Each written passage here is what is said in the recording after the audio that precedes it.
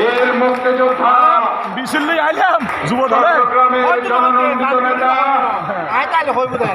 বারবার নির্বাচিত সংসদ সদস্য প্রাক্তন সফল মন্ত্রী সম্মানিত ভাইস চেয়ারম্যান জননেতা জনাব আব্দুল্লাহ আল নোমান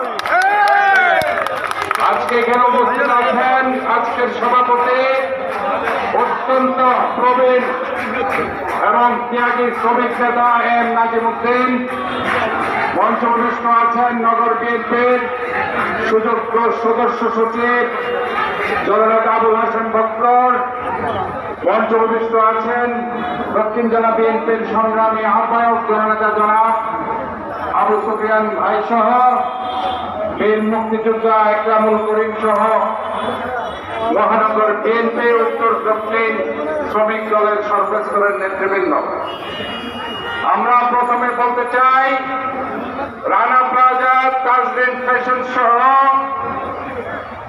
যেসব শ্রমিক গার্মেন্টসে আমার শ্রমিক ভাইরা চাকরিচ্যুত হয়েছে এখনো তারা চাকরি পায়নি। চট্টগ্রামের পরিসংখ্যানে যেটা দেখা যাচ্ছে চট্টগ্রামের শ্রম আদালতে 2000-এর অধিক মামলা রয়েছে শ্রমিকদের, কিন্তু এখনো কোনো নিষ্পত্তি হয়নি। যদিও তারা বলেছে 5 মাসের মধ্যে নিষ্পত্তি করতে, কিন্তু 1500 দিন চলে গেছে এখনো কোনো নিষ্পত্তি হয়নি। কাজে শ্রমিকরা অবহেলিত, শ্রমিকরা আজকে অবহেলিত। শ্রমিক ভাই মজদুর ভাই এই রাস্তার সামনে যেখানে আমরা সমাবেশ করছি এটাও তারা করেছে, এই বিল্ডিং তারা করেছে, এখানে যত কিছু দেখছেন এটা শ্রমিক ভাইদের অবদান, কিন্তু শ্রমিকদেরকে আমরা সবচেয়ে বেশি অবহেলা করি। সংগ্রামী সমাবেশ আজকে আমরা দেখতে পাচ্ছি প্রচন্ড দাবদাহ, তাপমাত্রা 42 ডিগ্রি সেলসিয়াসের উপরে চলে গেছে।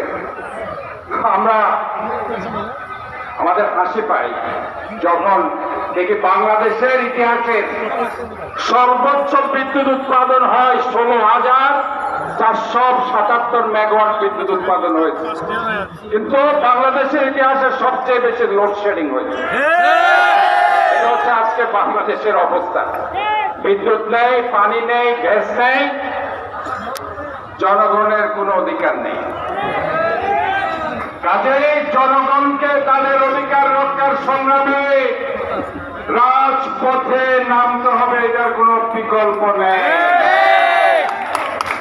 আমরা আজকের এই শ্রমিক সমাবেশ থেকে ঘোষণা করছি শ্রমিকদের অধিকার, মৌলিক অধিকার, গণতান্ত্রিক অধিকার রক্ষার সংগ্রামে বিএনপি আপনাদের পাশে আছে, থাকবে। দেশ নেত্রী বেগম খালেদা জিয়া আপনাদের পাশে আছে, দেশ নায়ক জনাব তারেক রহমান আপনাদের পাশে আছে, জননেতা জনাব আব্দুল্লাহ আল নোমান আপনাদের পাশে আছে। ইনশাআল্লাহ আপনারা